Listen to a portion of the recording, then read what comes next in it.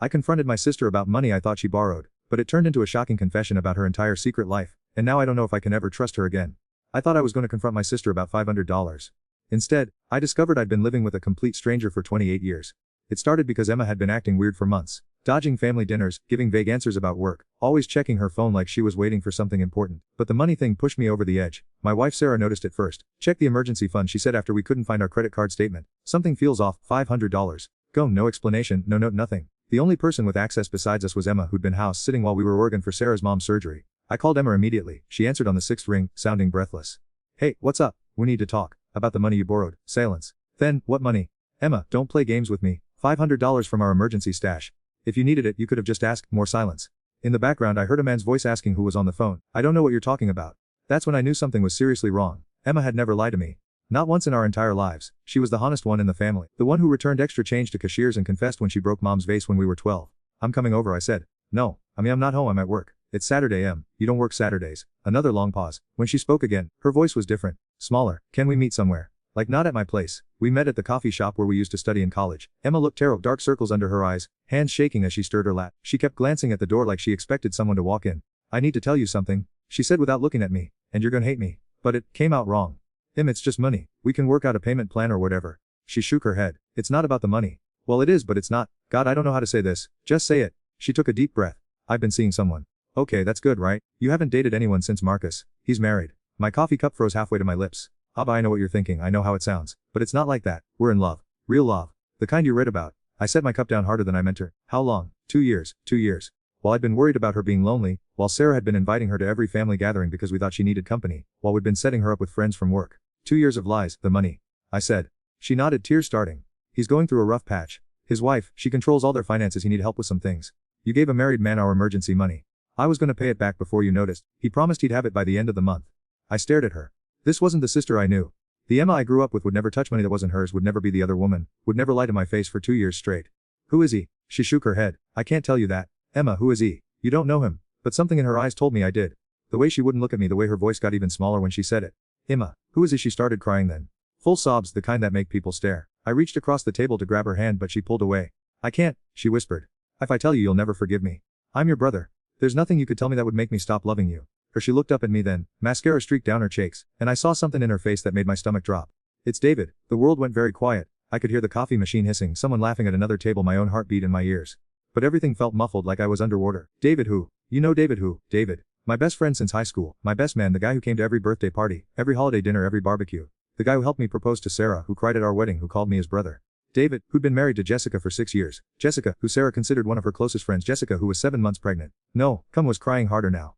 "I'm so sorry. I never meant for it to happen. It just that started so innocently. He was going through problems with Jess and I was lonely and we just started talking. No, and then it became more, and I know how wrong it is, but Marcus, I love him. I really love him. And he loves me too. He's gonna leave Jessica after the baby comes. We're gonna be together." I stood up so fast my chair fell over. Everyone in the coffee shop was staring now, but I didn't care. I felt sick. Actually sick, like I might throw up right there on the table.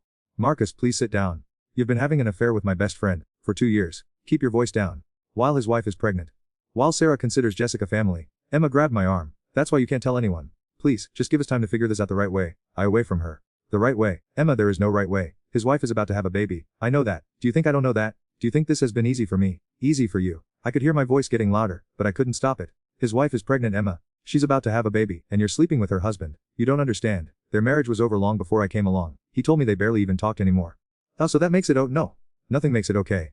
But it happened and now we're here, and I don't know how to fix it." I stared at her. This person across from me, crying and making excuses and asking me to keep her secret while she destroyed 2 families. I didn't recognize her at all. "How long have you been in my house?" I'd ask. "What?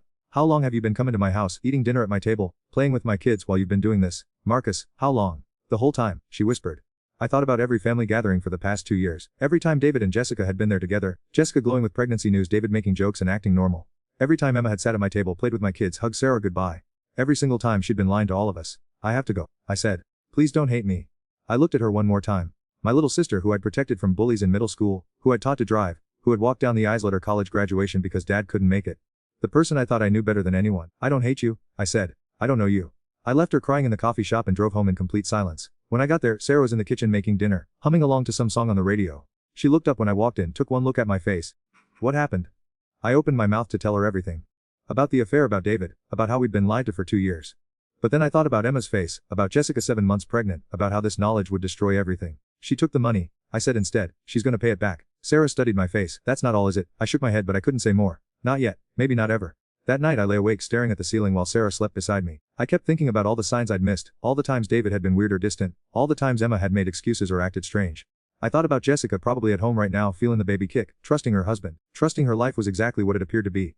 I thought about my kids who called Emma Aunt Em and David Uncle David, who had no idea that two of the most important adults in their life were living a lie. And I thought about myself, about how I'd been so proud of my family, my tight group of friends, my perfect life, how I'd bragged to people about how close we all were, how we'd known each other forever, how we were like one big family. None of it was real. None of it had ever been real. The secret lasted exactly 4 days. I tried to act normal. I really did. But when David texted me about getting together for our usual Sunday football watching, I stared at my phone for 20 minutes before typing back, "Can't make it." When Sarah asked why I was being quiet, I said I was stressed about work. When the kids asked why Aunt Emma hadn't come by this week, I told them she was busy. Everything felt like play acting. Going through the motions of a life that wasn't real anymore. The breaking point came on Wednesday night. Sarah and I were having dinner when she casually mentioned that Jessica had called her, crying because David had been working late every night this week and barely talking to her. She's so scared about the baby. Sarah said, twirling pasta around her fork. She keeps saying David seems distant, like he's not excited anymore. I told her it's probably just stress from becoming a dad, but I set down my fork. But what? I don't know. She sounded really scared, like genuinely worried that something was wrong with their marriage. Jessica knew. Maybe not the details, maybe not the truth, but she knew something was wrong. She could feel it. Maybe I should invite them over this weekend, Sarah continued. You know, couples dinner. Sometimes being around friends helps. The thought of sitting at my dinner table with David and Jessica, pretending everything was normal while knowing what I knew, while watching Jessica trust her husband and my sister destroy her life, I couldn't do it. Sarah, I said. Yeah, there's something I need to tell you. I told her everything. About Emma and David, about the 2 years of lies, about the money being given to a married man while his wife was pregnant. I watched Sarah's face change as I talked, watched her go through the same stages I had: disbelief, denial, anger, disgust. When I finished, she sat in complete silence for a long time. Then she got up, walked to the sink and up. I found her sitting on the bathroom floor 20 minutes later staring at the wall. Jess is 7 months pregnant, she whispered. I know. She calls me her best friend. I know. She asked me to be the baby's godmother. I sat down next to her on the cold tile floor. I know. Sarah turned to look at me, and I saw something in her face I'd never seen before. A kind of brokenness. What do we do? I don't know. We have to tell her, do we? Marcus, she's about to have a baby with a man who's been cheating on her for 2 years. She has a right to know. And if it destroys her, if the stress hurts the baby, and if we don't tell her and she finds out later that we knew, what kind of friends does that make us? We sat there for another hour, going in circles. Every option felt wrong. Tell Jessica and potentially harm her and the baby. Don't tell Jessica and become complicit in the lie.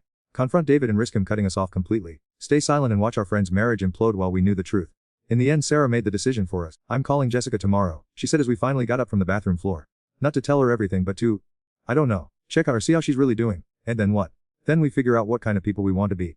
That night, neither of us slept. We lay in bed, both pretending, both thinking about the same things. About how we trusted the people closest to us. About how long they'd been lying to our faces. About how this would change everything even if we did nothing. The next morning, while Sarah was on the phone with Jessica, I got a text from Emma. Can we talk, please? I ignored it. Then another one came. I know you're angry, but I need you to understand. And another, he's gonna leave her after the baby. We just need more time. I turned off my phone. Sarah came back from her call looking shaken. How is she? I asked. Not good. She knows something's wrong. She keeps asking David what's bothering him, and he keeps telling her nothing. She's starting to think maybe he doesn't want the baby. Does she suspect? I don't think so. But Marcus, she's falling apart. She's barely sleeping, she's worried about the baby, she's questioning everything about their relationship. She asked me if I thought David was having second thoughts about being a father. What did you tell her? I told her that becoming a parent is scary and David's probably just processing his feelings. But I felt sick lying to her. That afternoon, David showed up at my office. I was in a meeting when my assistant buzzed me to say he was in the lobby and my stomach dropped. I found him pacing by the elevators looking as terrible as Emma had in the coffee shop. When he saw me, his face crumpled with relief. Thank God. I need to talk to you. Marcus, please.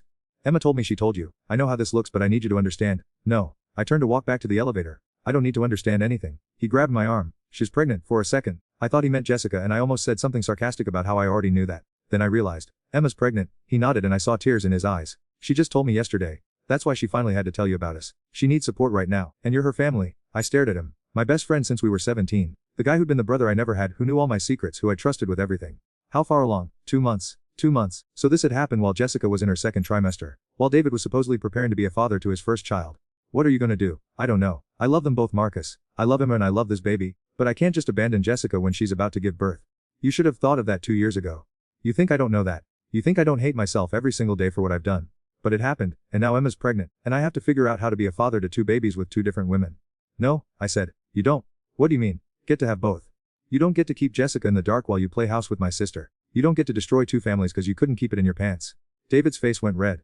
It wasn't like that. It was, God, Marcus, it was everything. Emma gets me in ways Jessica never has.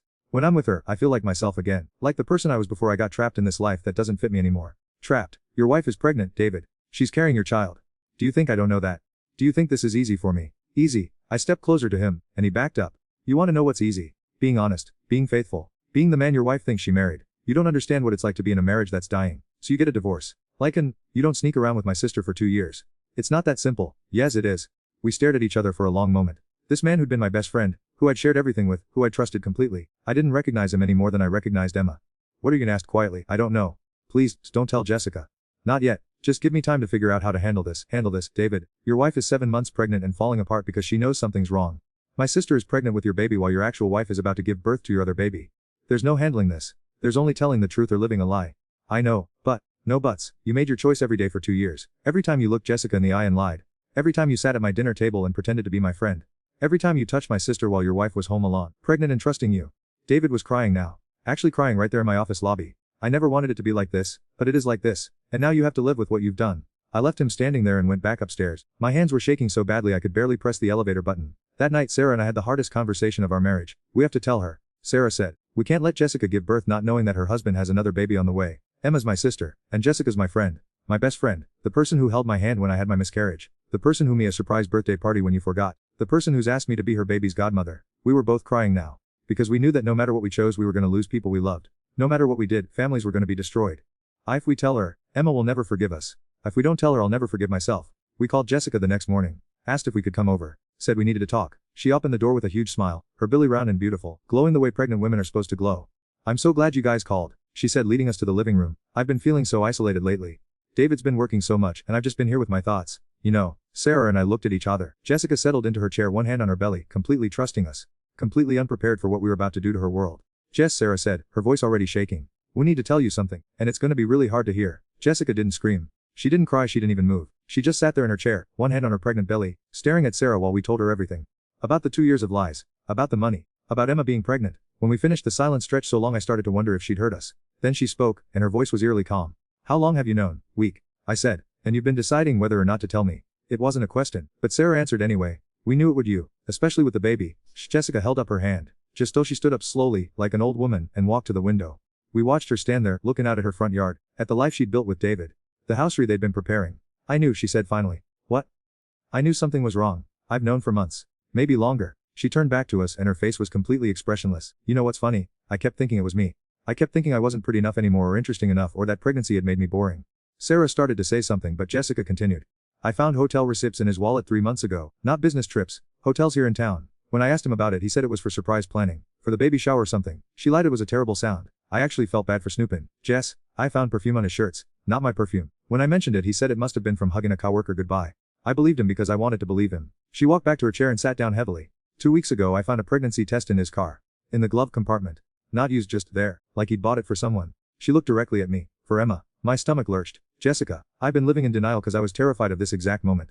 Of finding out that everything I thought was real was a lie. She put both hands on her belly. I'm about to have a baby with a man who's been lying to me for 2 years. Who's about to have another baby with someone else. Sarah got up and tried to go to her but Jessica waved her away. Don't, please. I know you mean well but I can't do comfort right now. What do you want us to do? I asked. Nothing. There's nothing anyone can do. She stood up again. I need you both to leave now. Jess, we're here for you. Whatever you need. What I need is for this to not be happening. What I need is for my husband to not be cheating on me while I'm carrying his child. What I need is for my life to not be completely destroyed. She walked toward the door. Since I can't have any of those things, what I need is to be alone. So we left. What else could we do? That night, David called me 17 times. I didn't answer. Emma showed up at our house at 11 p.m. crying and begging me to talk to her. I told her through the door to go home. Please, she sobbed. I need my brother right now. You should have thought of that before you destroyed everyone's life. The next morning, we heard through a mutual friend that Jessica had gone to stay with her parents in Seattle. She'd left a note for David saying she needed time to think and didn't want him to contact her. David started calling me constantly. Showing up at my work at my house, leaving voicemails that got increasingly desperate. You have to help me fix this, he said in one message. Jessica won't talk to me, Emma's falling apart, and I don't know what to do. You're my best friend, Marcus, I need you. I deleted every message without listening to it completely. Emma tried a different approach. She started showing up wherever we went, the grocery store, the kids' school, restaurants, always looking terrible, always crying, always begging us to understand. I'm pregnant and alone, she said one day when she cornered Sarah in the parking lot at Target. I need my family. You had your family, Sarah replied. You chose to destroy it. I made a mistake. You made a choice. Every day for 2 years you made a choice. The worst part was watching my kids try to understand why Uncle David and Amma weren't around anymore. My daughter kept asking when Aunt Emma was coming for dinner again. My son wanted to know why Uncle David couldn't come to his soccer game. How do you explain to children that the adults they trusted, the people they called family, had been living lies? How do you tell them that love isn't always enough, that people each other in ways that can't be fixed? 3 weeks after we told Jessica she went into early labor, Sarah got the call from Jessica's mom at 2 in the morning. Complications, emergency C-section. The baby was okay, but Jessica had hemorrhaged and needed surgery. David was at the hospital, but Jessica's parents had him from the room. He was sitting in the waiting area, desperate for news about his wife and child. Sarah wanted to go to the hospital. Whatever she did, she's still my friend. And that baby, go, I said. Sarah came home 6 hours later looking exhausted and heartbroken. The baby's beautiful, she said. Healthy little girl, they named her Hope. And Jessica, she's okay physically. But Marcus, she looks broken, completely broken. Did you talk to her? For a few minutes she asked about you. About the kids, she said. Sarah's voice broke. She said she misses us, but she can't handle being around anyone who knew the truth and didn't tell her sooner. So we lose her too. Yeah, we lose her too. 2 days later Emma miscarried. She called me from the hospital sobbing so hard I could barely understand her. The baby's gone, she cried. I lost the baby and David won't even answer my calls because he's trying to save his marriage and I'm all alone. I hung up. Sarah stared at me. She lost the baby. I heard. Marcus, she's your sister. No, she's not. My sister wouldn't do what she did. But even as I said it, I felt something twist in my chest. Emma alone in a hospital bed having lost the baby that had destroyed everything. David desperate to salvage his marriage abandoning the woman he'd claimed to love. Jessica, trying to bond with her newborn while processing the fact that her entire life had been built on lies. There were no winners. No one was getting what they wanted. The affair that was supposed to be about love had left everyone broken and alone. 6 months later, David and Jessica were divorced. Jessica moved to Seattle permanently to be closer to her parents. David lost his job when the story. Small town, word travels fast. Emma moved to Portland for a fresh start. Sarah and I tried to rebuild our life, but something fundamental had changed. We'd learned that the people closest to us were capable of deceptions we'd never imagined. That the family we'd built, the friendships we'd treasured, could all be destroyed by secrets and lies. Our kids still ask about Uncle David and Aunt Emma sometimes. We tell them that sometimes adults make choices that the people they love, and those choices have consequences that can't be undone. I think about Jessica a lot. About how she's raising her daughter alone. How she has to explain to Hope someday why daddy isn't around. About how she'll probably never trust anyone completely again. I think about Emma starting over in a new city, carrying the weight of everything she destroyed. About whether she learned anything from losing everyone who mattered to her, or if she just tells herself she was the victim of circumstances. I think about David who wanted everything and ended up with nothing. Who away his marriage, his friendship, his reputation, and the woman he claimed to love, all for what he thought was his right to happiness. But mostly I think about trust. About how easy it is to break and how impossible it is to repair. About how the people you love most are the ones with the power to destroy you completely. Emma texted me last month. Just 4 words, I miss my brother. I stared at that message for a long time. Part of me wanted to text back to try to rebuild something from the wreckage of our family. But then I thought about Jessica along with her baby. About the 2 years of lies. About how Emma had sat at my dinner table, played with my children, and looked me in the eye while carrying on an affair that would destroy everything we'd built. I deleted the message. Some broken things can't be fixed. Some choices don't get second chances. Some betrayals are so complete that they change who you are forever. I learned that the hardest way possible when the people you trust most prove they never deserved that trust at all.